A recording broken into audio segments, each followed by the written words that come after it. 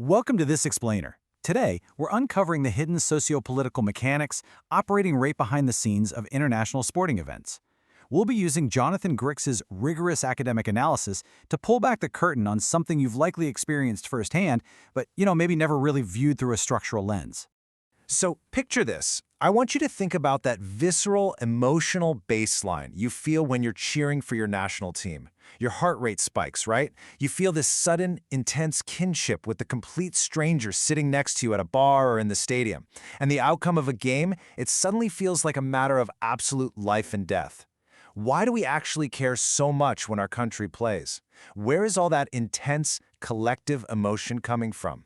Well, it turns out there's a kind of invisible string connecting those raw stadium emotions directly to the highest levels of government statecraft. As this analysis highlights, cheering for a national team isn't just about the game, it's a deeply ingrained political tool used by states for nation-building and international diplomacy.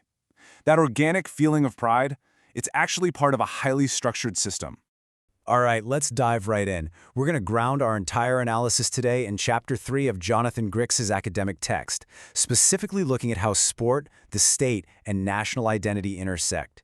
Now, this isn't just everyday sports commentary. We're talking about political sociology. We're looking at the actual frameworks governments use to harness the immense power of athletics.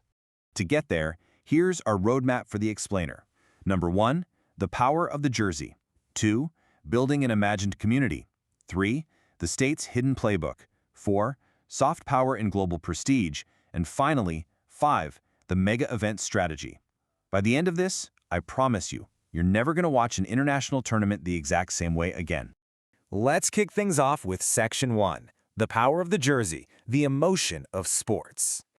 We usually view that genuine pride we feel when putting on our national colors as a purely personal or, cultural phenomenon. But in reality, that emotion is carefully cultivated and utilized by the state as a structural mechanism. It's that invisible string again. And actually, here's a pretty surprising fact. Did you know that many modern stadium architectures are subtly influenced by historical designs meant to amplify crowd noise? They're specifically mimicking the acoustics of military or political rallies. The energy that erupts in those seats doesn't just vanish into the night sky. It is systematically channeled up to the highest levels of government to serve very specific, calculated purposes. Moving right along to Section 2, Building an Imagined Community, Constructing Identity. Okay, to truly understand this, we need to demystify a quick bit of academic terminology, specifically Benedict Anderson's brilliant concept of imagined communities. Think about it. A nation is fundamentally way too large for everyone to ever meet, know, or even interact with each other. Millions of people living within borders just can't possibly have personal relationships, so the community has to be socially constructed. It must be imagined by the people who perceive themselves as part of that group. And what is one of the most powerful, immediate ways to make an entire nation of strangers feel like they're one unified tribe? You guessed it, sports. These precise characteristics are what turn a totally abstract, imagined community into a highly tangible, intensely emotional reality during a match. I mean, just picture a stadium of 80,000 strangers belting out a shared national anthem in perfect unison, plus millions more watching at home, experiencing the exact same unified emotional highs and lows at the exact same second. It brilliantly reinforces deeply rooted us versus them dynamics, all wrapped up in highly visible national symbols and flags. The state isn't just fielding a team out there, it is actively manifesting the nation itself for 90 minutes. Which brings us nicely to Section 3, the state's hidden playbook, motives and mechanics. So what's really interesting here is how a government's motives for investing in sports divide perfectly into two distinct camps: internal and external goals. Domestically, governments invest in sports to cultivate unity, improve public health, and foster civic pride. Basically, it keeps the population cohesive.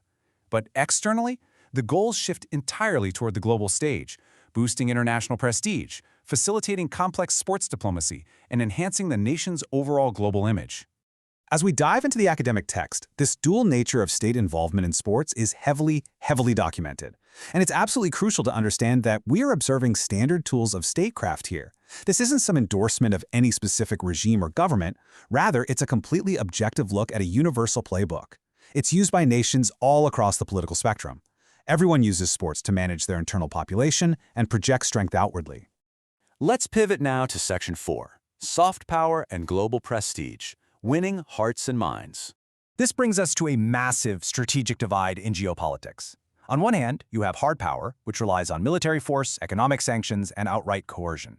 It's basically making someone do what you want. But then you have soft power, which relies on culture, sports diplomacy, attraction, and persuasion.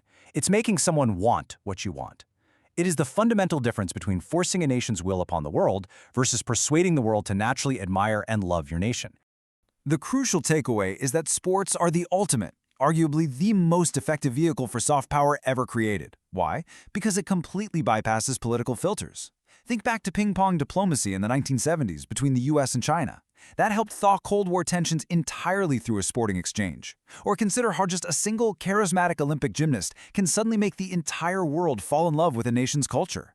When an athlete breaks a world record or a national team plays a beautiful style of a game, it builds a massive, massive reserve of global goodwill that traditional politicians could literally only dream of manufacturing. And for the grand finale, Section 5, the Mega Event Strategy, the ultimate showcase.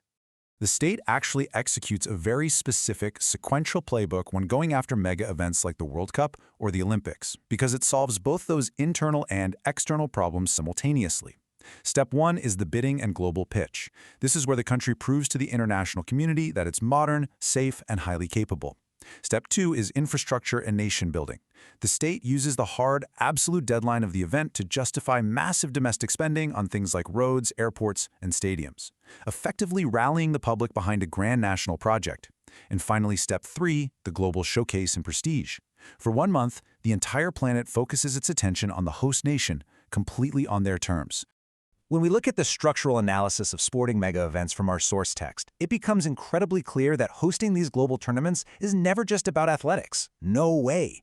It is a massive, highly calculated geopolitical maneuver. We are talking about a multi-billion-dollar investment in soft power, intricately designed to fundamentally rebrand a nation in the minds of the global public while simultaneously reinforcing loyalty right at home. So we've pulled back the curtain today. From Benedict Anderson's imagined communities to the meticulous deployment of soft power, you now have the framework to see the hidden mechanics operating just beneath the surface of international sports. That raw emotion you feel, it's absolutely real. But the structure actively capturing it is highly engineered. The game, at this level, is always political. I want to leave you with this one thought. Now that you know the political statecraft meticulously designed to guide our collective emotions, next time your national anthem plays at a stadium and the crowd roars, who is really winning?